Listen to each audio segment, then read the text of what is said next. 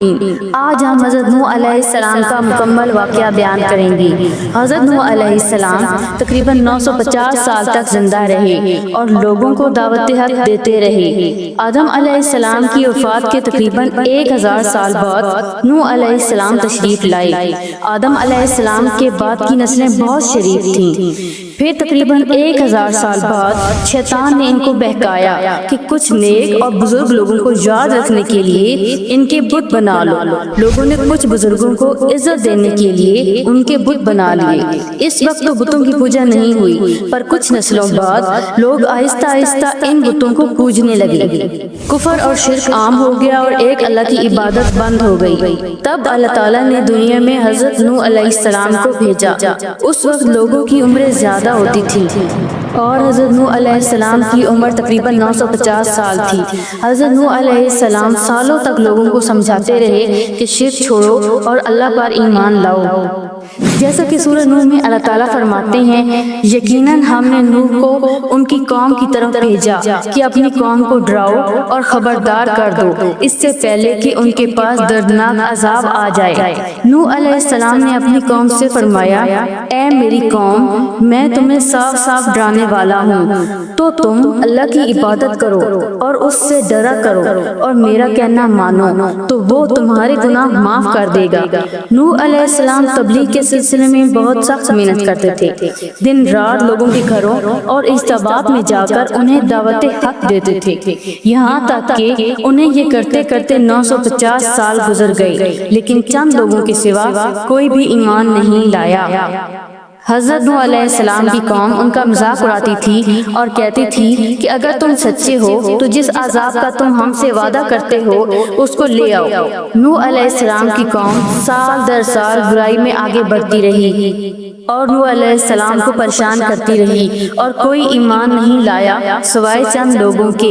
پھر اللہ نے حضرت نوح علیہ السلام کی طرف وحی بھیجی اور فرمایا، آپ کی قوم میں سے جو ایمان لا چکے تھے ان کے سوا اب کوئی ایمان نہیں لائے گا، بس آپ ان کے کاموں پر غمگین نہ ہوں۔ پھر جب اللہ تعالیٰ نے وحی بھیج دی کہ اب کوئی ایمان نہیں لائے گا تو وہ نا امید ہو گئے اور اپنی قوم کے لیے بددعا کی کہ اے میرے پروردگار، تو کسی منکر کو روئے زمین پر زندہ نہ چھوڑ اور مومن مردوں اور مومن عورتوں کو بخش دے۔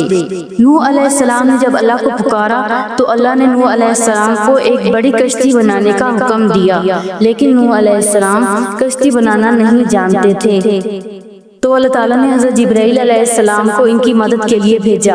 نوح علیہ السلام ایک پہاڑ پر رہتے تھے، ان کے آس پاس درخت نہیں تھے، نہ ہی پانی تھا۔ انہوں نے بہت سے درخت اگائے، پھر ان کو کاٹا اور پہاڑ پر بیٹھ کر کشتی تیار کی۔ لوگ جب نوح علیہ السلام کو کشتی بناتا ہوئے دیکھتے تو ان کا بہت مذاق اڑاتے اور کہتے کہ یہاں بارش کی ایک بوند نہیں گرتی، یہ کشتی ہوا میں اڑائے گا۔ آہستہ آہستہ بہت محنت کے بعد کشتی تیار ہو گئی۔ روایات میں آتا ہے کہ نوح علیہ السلام نے یہ کشتی 100 سال میں تیار کی۔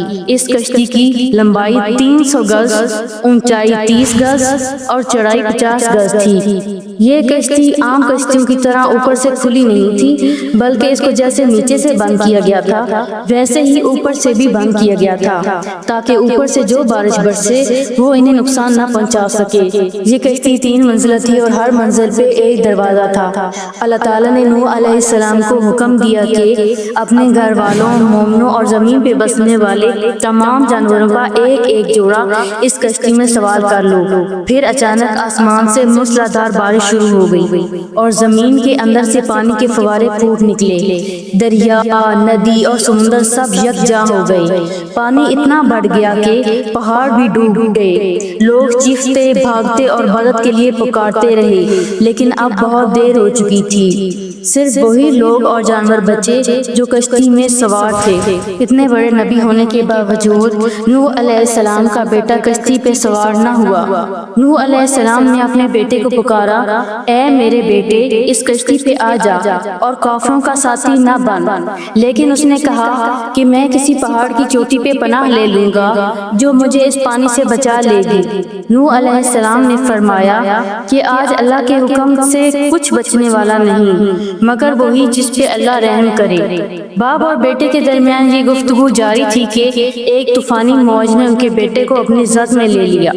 جب نوح علیہ السلام کی آنکھوں کے سامنے ان کا بیٹا غرق ہو گیا تو ان کی آنکھوں میں آنسو آ گئے اور وہ پکار اٹھے، اور تو نے مجھ سے وعدہ کیا تھا کہ میرے گھر والوں کو نجات عطا فرمائے گا، اور تو تمام حاکموں میں سے بہترین حاکم ہے، لہٰذا یہ ناممکن ہے کہ تیرا وعدہ پورا نہ ہو۔ اللہ نے فرمایا اے نوح وہ تیرے اہل سے نہیں تھا کیونکہ وہ کافر تھا۔ کفر نسب کو ختم کر دیتا ہے۔ اللہ تعالیٰ نے نوح علیہ السلام سے فرمایا کہ آپ ہرگز وہ چیز نہ مانگیں جس کا آپ کو علم نہیں۔ نوح علیہ السلام یہ بات سمجھ گئے اور فوراً اللہ سے توبہ کی۔